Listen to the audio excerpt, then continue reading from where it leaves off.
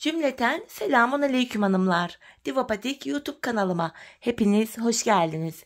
Bugün birlikte dikişsiz iki şiş çok kolay bir patik yapacağız. Ben patiğimde piyasada rahatlıkla bulabileceğiniz patiklik iplerden kullandım. Mor ve krem tonlarında. İplerimi şöyle bir kenara kaldırıyorum hanımlar. Şişlerimizi böyle kısa iki şiş ile yaptım. 3 numara. Hemen sizlere modelimi de göstereceğim. İşte hanımlar, modelimiz bu şekilde. Aşırı kolay bir model. Hemen yap giy dedikleri türden. Bu şekilde patiğimizin yanları. Tabanımızı göstermek istiyorum. Yine tabanımız böyle. Dikişimiz yok. Topuk kısmı da yine aynı şekil. Baştan sona dikişsiz yaptım ve haroşa örgü tekniği kullandım. Çok kolay, çok zarif bir model. Çeyizler içinde çok uygun. Sizler dilediğiniz renklerle patiğinizi yapabilirsiniz hanımlar. Bu patik benim elimin ölçülerine göre 37-38 numara ayaklar için uyumlu oldu. Patiğimizi hanımlar krem ipimiz ile hemen bakın şu kenardan başlayacağız. 18 ilmek olarak hemen 18 ilmeğimi atıyorum. Şu birinci ilmeğim, 2, 3, 4, 5, 6, 7, 8, 9, 10, 11, 12, 13, 14, 15, 16, 17 ve 18. 18 ilmeğimizi attık. Hemen şuraya bir tane düğüm atıyorum kenarımıza. Hanımlar haroşa örgü uygulaması yapıyoruz. Ben örgümüzün hem düz hem ters tarafında düz örgü örüyorum. Bu şekilde haroşalarımı elde ediyorum. Sizler örgünüzün her iki tarafında da ters örgü örerek haroşalarınızı oluşturabilirsiniz.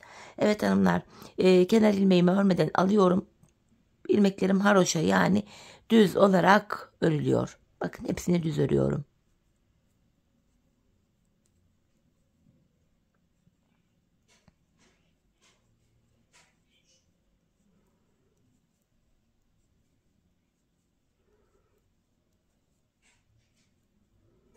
Sonuncu ilmeğimi de yine ördüm.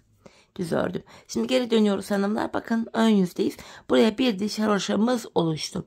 Hanımlar bu şekilde hem ön hem arka yüzde düz örgü örmeye devam edeceğiz. Bakın yine kenar ilmeğimi örmeden aldım. Tekrar ilmeklerimi düz olarak örüyorum.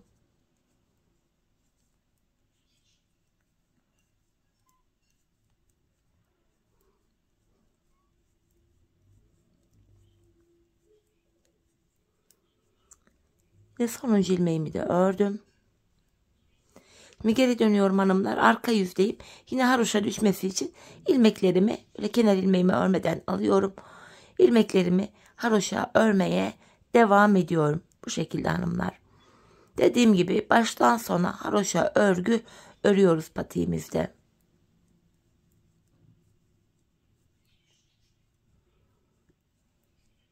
Yine sonuncu ilmeğimi de ördüm. Şöyle geri döndüğümüzde ön yüzdeyiz. Bakın hanımlar, ön yüzde şu bir, şu iki.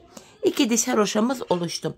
Hanımlar ben bu patiğimin şu kenarına, şu bölümüne toplamda 18 diş, 18 sıra haroşa ördüm. Benim elimin ölçülerine göre tam denk geldi, ölçüsü tam uydu. Haroşa örgü esnek olur hanımlar. Örerken bunu da göz önünde bulundurun.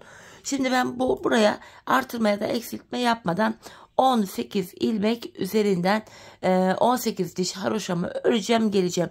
Hanımlar 18 sıra haroşamı ördükten sonra sizlere en ve boy ölçüsünü mezura ile vereceğim.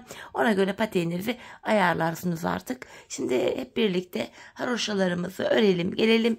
Ardından patiğimizin bu bölümündeki desenlerimizi yapalım. Evet hanımlar, ben toplamda 18 diş haroşa olacak şekilde ördüm geldim. Şimdi sizlere mezura ile bu ölçüyü vereyim. Ona göre ölçülerinizi ayarlarsınız. Şöyle patiğimiz en olarak şöyle gösteriyorum. Bir de haroşa açılan bir örgü, bunu unutmayalım. 6,5 santim. Eni 6,5 santim. Şöyle boy olarak da göstereyim size. Boy olarak da 7,5 santim olmuş patiğimizin kenarı. Şimdi bu mor ipimizi ekleyeceğiz. Şu desenlerimizi yapacağız hanımlar. Mor ipimizi alıyorum. Ben burada ilk ilmeğimi örerek başlayacağım. Çünkü renk değişikliği yapıyoruz. İlk ilmeğimi şöyle örüyorum. Hemen şu ikinci ilmeğimi de öreceğim. Öreceğim. Mor ipimin ucunu şuradan kendine bağlıyorum hanımlar. Düğümleyelim ki patiğimiz sökülmesin diye. Şişimizde 18 ilmeğimiz vardı hanımlar. 16 ilmeğimizi öreceğiz. Yani son 2 ilmeğimiz kalana kadar öreceğiz. Şöyle yine haroşaya devam ediyorum.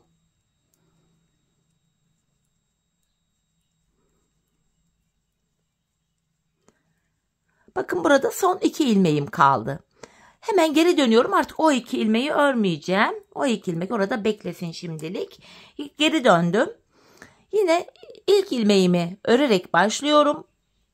Devamında gelen diğer ilmeklerimi de normal haroşa olarak örüyorum.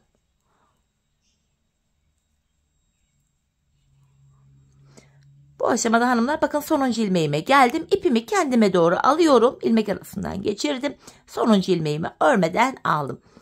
Şimdi geri dönüyoruz. Bakın mor ile ilk çizgimizi oluşturduk. Tekrar kremimi alıyorum. Krem ile hanımlar ilmeklerimizi bakın ilk ilmeğimi ördüm. Sıra sonuna kadar öreceğiz. Krem ile ilmeklerimizi sıra sonuna kadar örüyoruz. 18 ilmeğimizin tamamını örüyoruz yani.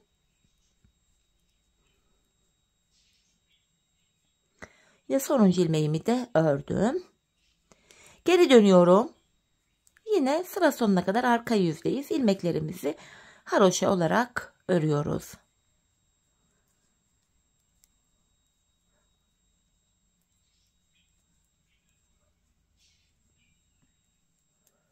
Yine bu aşamada bakın son bir ilmek kaldı. İpimi kendime doğru alıyorum. Sonuncu ilmeğimi örmeden aldım. Şimdi tekrar geri dönüyorum. Tekrar morumu elime aldım. Bir önceki sırada hanımlar 16 ilmek örmüştük mor ipimizle. Şimdi 15 ilmek öreceğiz. Mor ile ördüğümüz ilmek sayısı her seferinde birer birer azalacak. Şimdi 15 ilmeğimizi öreceğiz. Yani burada son 3 ilmek kalana kadar sayalım. Şu ikinci ilmeğim 3, 4, 5, 6, 7, 8, 9, 10, 11, 12, 13, 14, 15. 15 ilmeğimi ördükten sonra kenardaki kremlerim bekliyor. Geri dönüyorum. Yine ilk ilmeğimi örüyorum. Bakın. Devamında gelen diğer ilmeklerimi de haroşa olarak örüyorum. Her seferinde mor ile ördüğümüz ilmek sayısı birer birer azalacak. Bakın son bir ilmeğim kaldı. İpimi kendime doğru alıyorum ve ilmeğimi örmeden aldım. Tekrar kremimi alıyorum. Hanımlar krem ile ilmeklerin tamamını örüyoruz. Sadece mor ile ördüğümüz ilmeklerde birer ilmek eksiliyor. Ama kremlerin hepsini örüyoruz. 18 ilmeğimin tamamını örüyorum.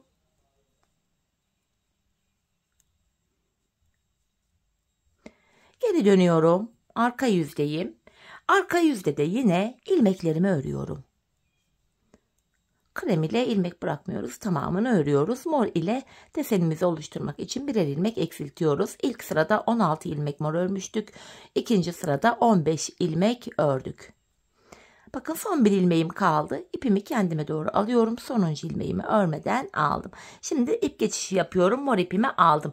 Bir önceki sırada 15 mor örmüştük. Şimdi 14 öreceğiz. Mor ilmek sayısı bir tane azalacak. Birinci ilmeğim 2, 3, 4, 5, 6, 7, 8, 9, 10, 11, 12, 13 ve 14.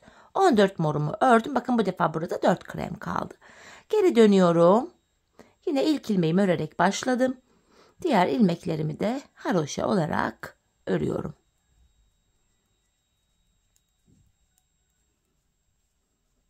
Son bir ilmeğim kaldı. İpimi kendime doğru aldım. Sonuncu ilmeğimi örmeden sağ şişime alıyorum.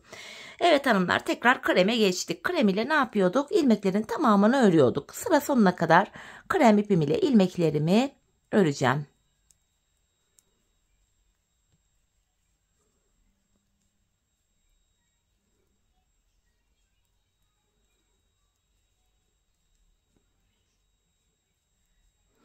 Bakın yine sonuncu ilmeğimi de ördüm.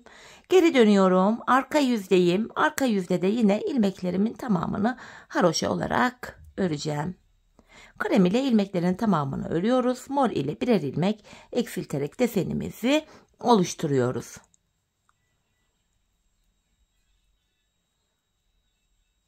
Bakın son bir ilmek kaldı. İpimi kendime doğru alıyorum. Sonuncu ilmeğimi örmeden sağ şişime aldım. Tekrar geri dönüyoruz. Bir önceki sırada 14 tane mor örmüştük. Bakın ilkinde 16 ördük. İkincide 15, üçüncüde 14. Şimdi 13 ilmek mor öreceğiz hanımlar. 13 ilmek mor. Şu birinci ilmeğim 2, 3, 4, 5, 6, 7, 8, 9, 10, 11, 12, 13. Bakın burada bu defa 5 krem kaldı. 13 morumu ördükten sonra şöyle geri dönüyorum. İlk ilmeğimi örerek başlıyorum. Ve devamında gelen diğer ilmeklerimi de haroşa olarak örüyorum. Gördüğünüz gibi ilmek sayıları birer birer azalıyor bu aşamada. Bakın son bir ilmeğim kaldı. İpimi kendime doğru alarak son ilmeğimi örmeden alıyorum. Bu şekilde hanımlar. Şimdi tekrar devam edelim. Bir sıra daha göstermek istiyorum. Kremime geçtim. Krem ile ilmeklerin tamamını örüyorduk. Bütün ilmeklerimi krem ipim ile öreceğim.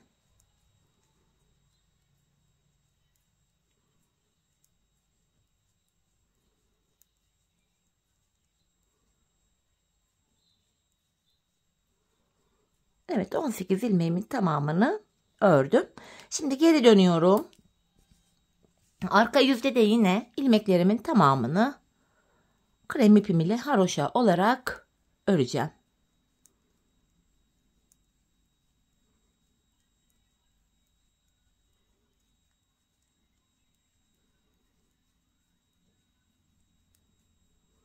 Aradan ipimi geçiriyorum ve sonuncu ilmeğimi örmeden aldım.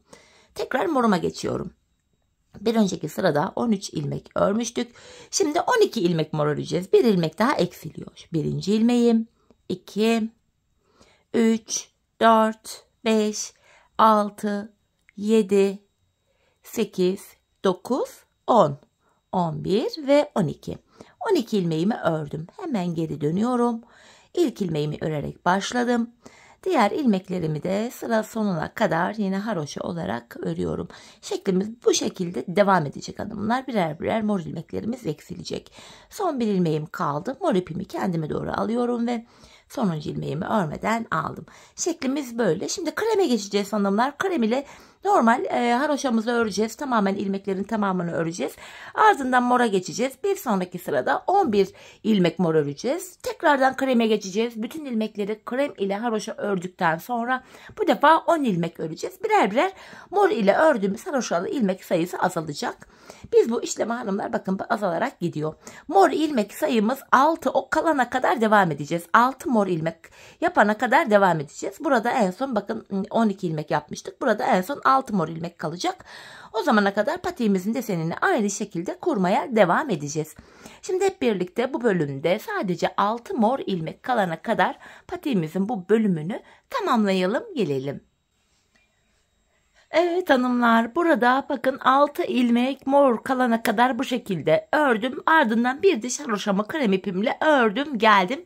Şimdi patiğimizin bu ilk yarı bölümünü bitirdik. Tekrardan bir diğer yarısına geçiyoruz, ikinci yarısına. Burada da mor ilmek sayıları birer birer artacak. En son 6 ilmek örmüştük mor ipimiz ile. Şimdi 7 ilmek öreceğim. Bu defa mor ile ördüğümüz ilmek sayıları artacak. Şu ilk ilmeğim 1, şu 2, 3, 4, 5, 6, 7. Bakın 7 ilmek mor ördüm. Geri dönüyorum. Arka yüzde yine ilk ilmeğimi örerek başladım. Diğer ilmeklerimi de haroşa örüyorum. Bakın son bir ilmek kaldı. Yine sonuncu ilmeğimi örmeden alıyorum. Tekrar geri döndük. Ön yüzdeyiz. Yeniden krem ipimizi alıyoruz. Krem ile hanımlar sıra sonuna kadar ilmekler örülüyor. Krem ile bir diş haroşamızı öreceğiz.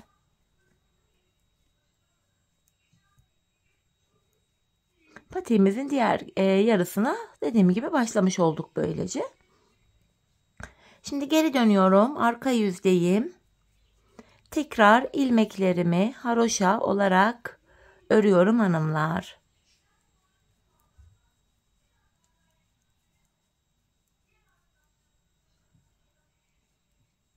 Son bir ilmek kaldı. Bunu örmeden aldım. Şimdi geri dönüyorum. Tekrar mor ipimi aldım. En son 7 ilmek örmüştük. Bakın bu defa 8 ilmek öreceğiz. Bir ilmek daha artıyor mor ile ördüğümüz. Şu 3 oldu. 4, 5, 6, 7 ve 8. 8 ilmeğimi ördüm. Geri dönüyorum. Arka yüzde yine 8 ilmeğimi haroşa olarak örüyorum. İlmek, mor ilmekle ördüğümüz ilmek sayısı birer birer artıyor artık. Şimdi geri döndük hanımlar. Krem ipimizle yine sıra sonuna kadar öreceğiz. Tekrar ilmekleri arka yüzde haroşa olarak öreceğiz. Ardından mora geçeceğiz. Bu defa en son 8 ilmek mor örmüştük. Bu defa 9 öreceğiz. Sonraki sırada 10 ilmek mor öreceğiz. 11, 12, 13 derken 16 olana kadar devam edeceğiz. Çünkü burada da ilk başlangıçta da 16 mor ile başlamıştık. Burada da en son 16 ilmek morumuz olana kadar devam edeceğiz. Patiğimizi hanımlar o bölüme kadar sizlere gösterdiğim gibi örelim gelelim. Evet hanımlar, ben burada 18 mor ilmeğim olana kadar haroşalarımı ördüm geldim. İlk başladığımız yerdeki gibi burada da aynı işlemi yaptık. Görüntümüz, şeklimiz böyle. Şimdi hanımlar yapacağımız işlem şu. Diğer tarafta olduğu gibi, hani başlangıçta olduğu gibi buraya da yine krem renkli haroşalarımızı öreceğiz. Artık bu aşamada mor ipimizi de kullanmayacağız. Şöyle morum arkada kaldı. İlmeklerimizin tamamını artık krem ile öreceğiz. Bu aşamada mor ile de işim kalmadığı için mor ipimin ucunu şöyle keseceğim artık. Burada şöyle kremime bağlıyorum. Düğümümü atıyorum. Patiğimiz sökülmesin, sağlam olsun diye. Şimdilik mor ipimiz beklesin kenarda. Kenar oyamızda yine mor ipimizi kullanacağız çünkü. Bu şekilde hanımlar, yine ipimin ucunu gizleyerek götüreyim ki sonradan bir de gizlemekle uğraşmayayım. Şöyle haroşalarımıza devam edeceğiz. İlmeklerimizin tamamını krem ipimizle yine haroşa olarak örüyoruz. Sonuncu ilmeğimi de ördüm. Geri dönüyorum. Arka yüzdeyim. Yine arka yüzde de krem ile haroşalarımı örmeye devam edeceğim.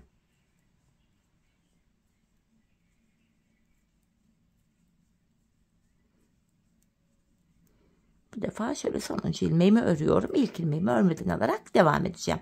Şöyle baktığımız anda burada da krem ile bir diş haroşamız oluştu. Ben bu başlangıcı hanımlar buraya 18 diş haroşa örmüştüm. Buraya da yine krem ile 18 diş haroşamı öreceğim. Yanlar eşit olmalı. Sizler buraya kaç diş haroşa ördüyseniz diğer kenara da aynı sayıda örmeniz gerekiyor. Şimdi bu eksiltme ya da artırma yapmadan yine 18 ilmek üzerinden toplam 18 diş haroşamızı örelim. Gelelim hanımlar, ardından kesimimizi yapacağız. Tabanımıza başlayacağız. Evet hanımlar, buraya tamına 18 diş haroşamı ördüm geldim. Şimdi ilmeklerimizi keseceğiz. Şöyle ön yüzdeyim. İlmeklerimizi hanımlar şöyle ikişer ikişer toplayarak kesiyoruz. Şu şekilde. Sıradaki ilmeğimi alıyorum. Bu şekilde. Çok sıkı bir kesim yapmayalım. Biraz esnek bir kesim olsun. Gevşek olsun hanımlar. Patiğimizin topuk kesimini yaparken, topuk bölümünü yaparken bu ilmek yerlerine, kenar ilmek yerleri var. Buralardan yine ilmekler çıkaracağız. İlmekleri rahat çıkartabilelim diye esnek bir kesim yapalım. Şimdi kalan ilmekleri de aynı şekilde kesip gelelim. Evet hanımlar, ilmeklerimi kestim geldim. Şimdi buraya şöyle 2 tane sıkı bir zincir çekeceğim ve ipimi kesiyorum. Patiğimizin üst bölümünü bitirdik. Şimdi tabanımızı yapacağız. Yani şu bölümü. Kenar ilmek yerlerinden ilmekler çıkaracağız hanımlar. Ön yüzde bakın. Hemen şu kenardan sırasıyla kenar ilmek yerlerine girerek ilmekler çıkaracağız. Bu aşamada buradan çıkaracağımız ilmekler kısa şişime sığmayacağı için şöyle misinalı şiş kullanacağım. Uzun şiş varsa uzun şişlerinize de ilmeklerinizi takabilirsiniz. Hemen ilk kenar ilmek yerine girerek şuradan bakın.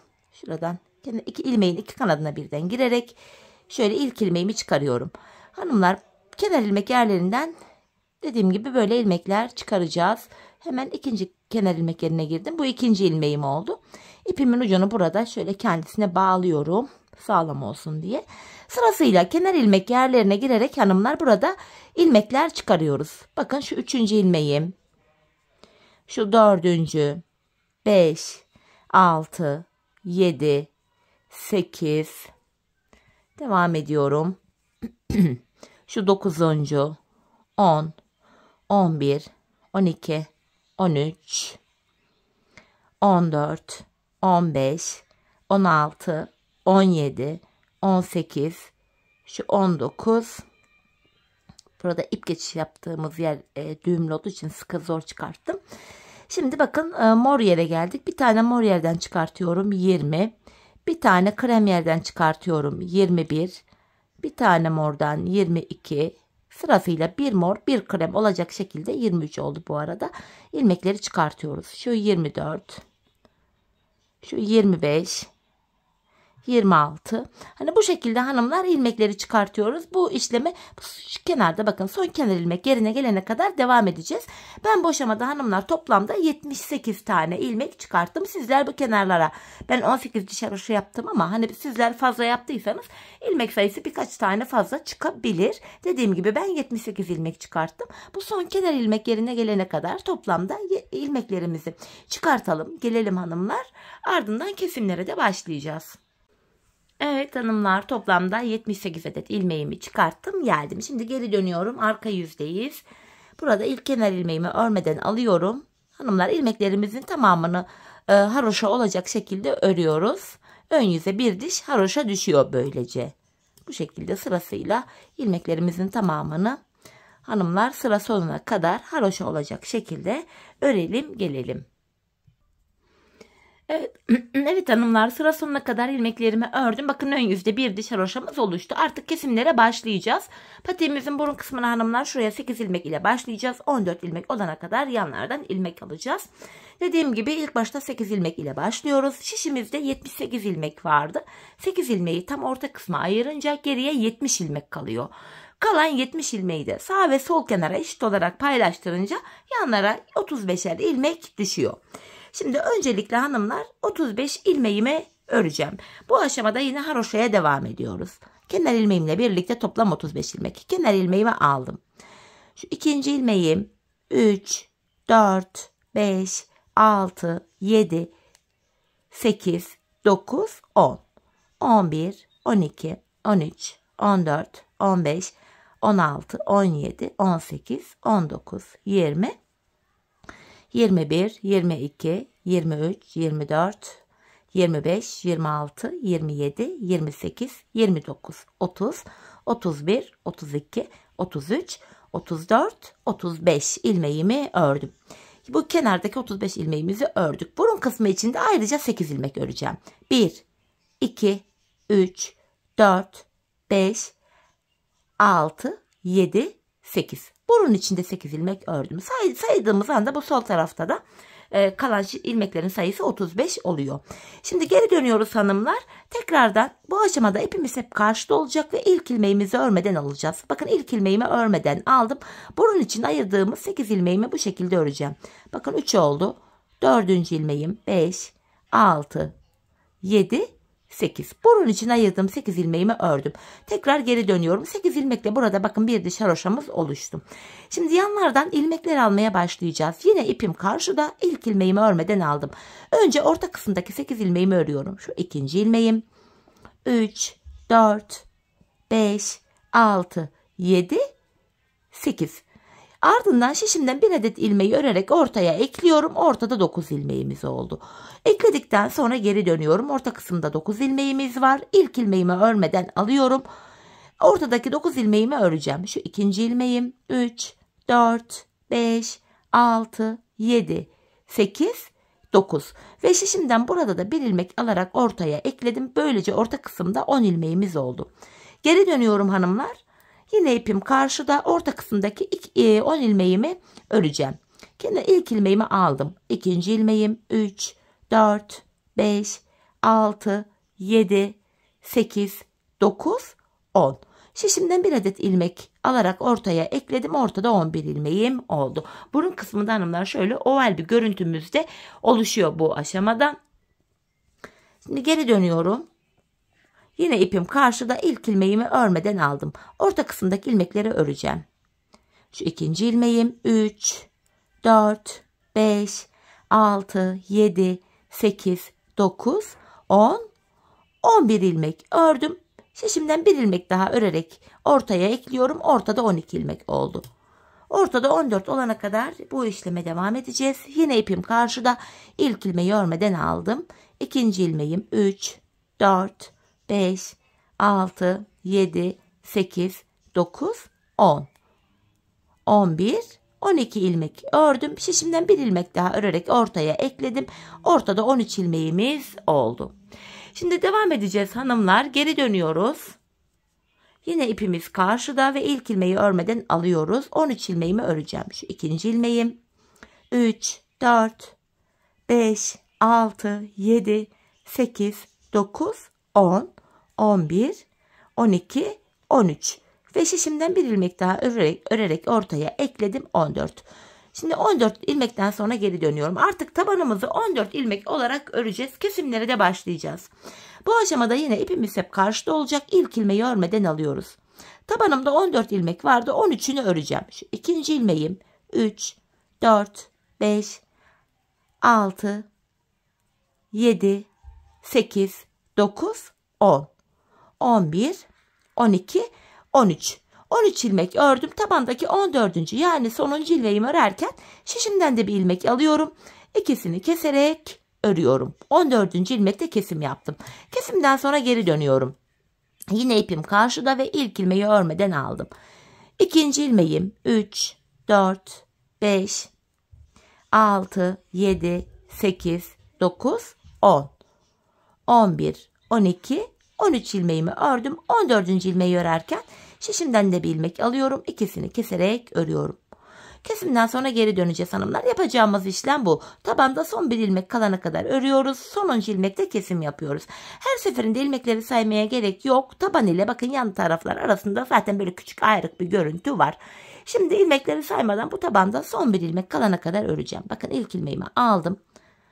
Tabanda son bir ilmek kalana kadar örüyorum. Dediğim gibi tabandaki ilmekler ile yandaki ilmekler arasında ayrık bir görüntü var. Yeri belli zaten. Her seferinde ilmek saymaya gerek yok. Bakın tabanımda son bir ilmek kalana kadar ördüm. Sonuncu ilmeği örerken şişimden de ilmek alıyorum. İkisini kesiyorum. Kesimden sonra yine geri dönüyorum. Yine ipim karşıda. İlk ilmeği örmeden aldım. Bakın burada da yine taban ile yan taraf arasında bir ayrık görüntü var. Bu tabanda son bir ilmeğim kalana kadar örüyorum. Yani 13 ilmek örüyorum. 14. ilmekte kesimimi yapıyorum. Bakın son ilmek kaldı. Bunu örerken yine şişimden de bir ilmek alıyorum. İkisini kesiyorum. Bu şekilde geri döneceğiz hanımlar. Böyle ilmeklerimizi keseceğiz. Biz bu kesme işlemine sağ ve sol taraftaki ilmekler bitene kadar devam edeceğiz. Ve kesim sonunda şişimizde sadece 14 ilmek kalacak. Şimdi hep birlikte sağ ve sol taraftaki yani şuradaki ve şuradaki ilmekler bitene kadar patiğimizin tabanını 14 ilmek olarak örelim gelelim. Evet hanımlar, patiğimin tavanını 14 ilmek olarak kestim ve geldim. Şişimde şu an sadece 14 ilmek var. Şimdi topuk bölümünü yapacağız. Burayı da 14 ilmek üzerinden öreceğiz hanımlar. Bu aşamada artık ilmek sayıları da azaldığı için bu kısa şişlerimi kullanacağım. Hanımlar bu aşamada yapacağımız işlem şu. Yine ipim karşıda ve ilk ilmeğimi örmeden alıyorum. Videonun bu bölümü akşam saatlerine denk geldiği için şu anda ışıktan dolayı renkte bir farklılık, gölgeler falan olabilir. İlk ilmeğimi örmeden aldım. Son 2 ilmeğim kalana kadar öreceğim öncelikle.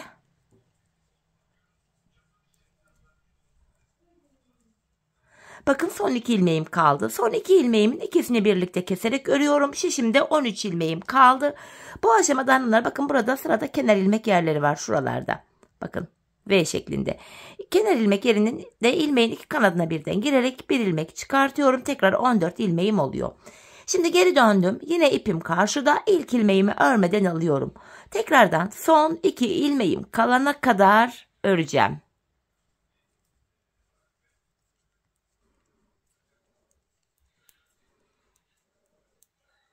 Yine bakın son 2 ilmeğim var. İkisini birlikte keserek örüyorum.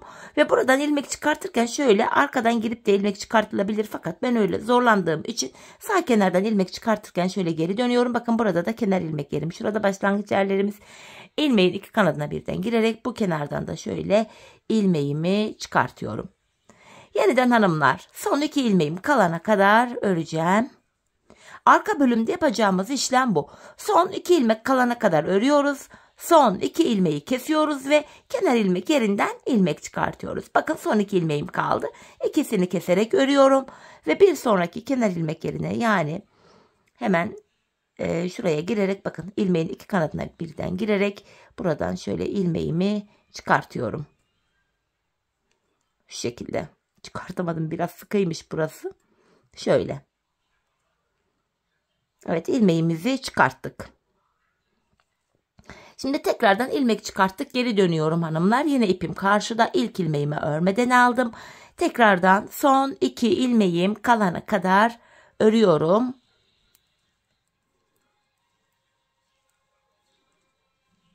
Yine son 2 ilmeğimin ikisini birlikte keserek örüyorum. Bu sağ kenarda dönüyorum çünkü ön yüzde ilmek çıkaracağım.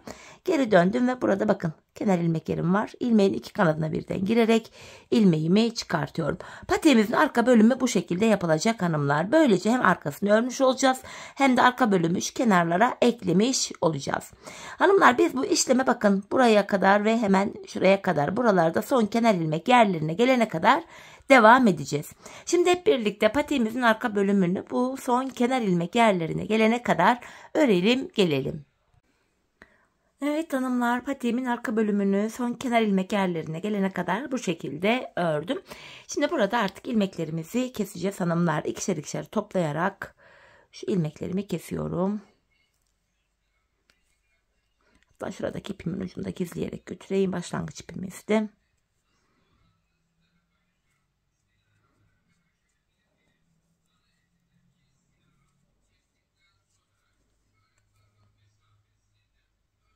Yine şu ipimin ucunu bir daha bir gizleyeyim.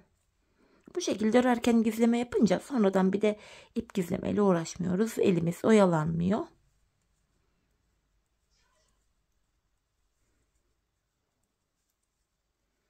Son bir ilmeğim kaldı. Onu da yine aynı şekil kesiyorum. Bu aşamada hanımlar tığımda burayı sıkılayacağım. Bakın. Burada tümsek bir görüntü oluşmasın diye şöyle ilmeğin dibine batarak burayı bakın şöyle düzlüyorum. Bir tane de zincir çekip ipimi kesiyorum. Patiğimizi böylece bitirdik hanımlar. Şimdi bir kenar oyamız var. Onu da mor ipim ile yapacağım. Şöyle aradan kenar ilmek yerlerine girerek, şuralara girerek ipimizin ucunu gizleyelim. Sonra oyamızı nasıl yaptığımı göstereceğim. Kenar oyası yapmaya da bilirsiniz. Fakat oya yapınca daha değerli toplu duruyor patiğimizin boğaz kısmı. Tavsiye ediyorum hanımlar. Şimdi hemen mor ipimi alacağım. Mor ipim ile kenar oyamı yapacağım. Yani şu şekilde hanımlar. Kenar oyamız şöyle tek sıradan oluşuyor. Mor ipim ile önce şöyle bir halk oluşturup bir ilmek oluşturuyorum. Şöyle yapamadım yeniden. Şöyle bakın bir ilmek oluşturdum. Sonra hemen bakın ilk topuğunu bitirdiğimiz yere ilmeğin 2 kanadına birden batarak ipimi buraya sabitliyorum. Şimdi işlem şu hanımlar. Hemen sıradaki kenar ilmek yerine batarak bir ilmek çıkartıyorum. Normal bir sık iğne yapıyorum. 3 zincir çekiyorum. Sık iğnenin içine batarak buraya bir kirpik oluşturuyorum şöyle. Ve hemen sıradaki kenar ilmek yerine ilmeğin 2 kanadına birden batarak kirpiğimi sabitliyorum. Şimdi bir diğerini yapacağız. Önce bir sık iğne yapıyorum. Sıradaki kenar ilmek yerine batarak sık iğnemi yaptım. 3 zincir çekiyorum. Sık iğnenin içine batarak şöyle bir kirpik oluşturuyorum ve sıradaki kenar ilmek yerine batarak kirpiğimi buraya sabitliyorum. Şimdi üçüncüsünü yapalım. Sıradaki kenar ilmek yerine battım. Sık iğnemi oluşturdum. 3 zincir çekiyorum. Sık iğnenin içine batarak kirpik yapıyorum şöyle. 3 zinciri burada toparladım. Ve hemen sıradaki kenar ilmek yerine batarak kirpiğimi sabitliyorum. Şimdi dördüncüsünü yapalım. Sık iğnemi yapıyorum. 3 zincir çekiyorum. Sık iğnenin içine batarak şöyle bir kirpik oluşturuyorum ve sıradaki kenar ilmek yerine batarak kirpiğimi sabitliyorum. 4 tanesini birlikte yaptık. Biz bu işlemi hanımlar patiğimizin çevresini dolanarak devam edeceğiz ve şu ilk başladığımız yere kadar kenar oyamızı yapacağız. Şimdi bu şekilde kenar oyamızı bu ilk başladığımız yere kadar, buraya kadar böyle dolanalım gelelim. Evet hanımlar, ilk başladığım yere kadar kenar oyamı tamamladım geldim. En son buraya da bir tane zincir çekeceğim ve artık mor ipimi de kesiyorum. Hemen bu iplerimizin ucunda gizleyelim. Sonra patiğimizi bir bütün olarak bakacağız şöyle. Şöyle mor ilmek aralarından geçirerek şöyle iplerimin ucunu gizliyorum. Bu gizleme işlemi çok önemli aslında hanımlar. Hani patiğimizi ayağımıza giyince böyle ipuçları görünmüyor. Değerli toplu tertemiz bir görüntü oluşuyor. Bu gizleme işlemini yapınca. Hemen şurada da bir ipucumuz var. Bunu da gizleyelim. Başlangıç ipimizin ucu. Hanımlar görüldüğü gibi gayet kolay, güzel, örmesi zevkli bir modeldi. İlk defa yapacaklar için de gayet kolay bir model olduğunu düşünüyorum. Patiğimiz bakın görüntü itibariyle böyle. Hiçbir yerinde dikişimiz yok. Sizler de gördünüz. Hemen manken ayağıma da giydireyim. Bir de ayağımızda görelim. Dediğim gibi gayet kolay, güzel bir modeldi hanımlar. Ben çok beğenerek, çok severek yaptım. Umarım sizler de benimle birlikte patiğinizi beğenerek, severek yaparsınız. Hani sıkılmadan yapabileceğiniz, zorlanmadan öyle bir model. Evet, patiğimizi şöyle manken ayağıma giydirdim. Bakın birlikte yaptığımız modelimiz, tabanımız, patiğimizin kenarları. Dediğim gibi haroşa örgü olduğu için de gayet esnek bir yapıya sahip, ayağı saran hoş bir model oldu. Evet hanımlar, yine birlikte güzel bir modelin daha sonuna geldik. Umarım sizlere faydalı, hoş bir video olmuştur. Yeni modellerde, yeni videolarda buluşmak dileğiyle şimdilik hoşça kalın, sağlıcakla kalın.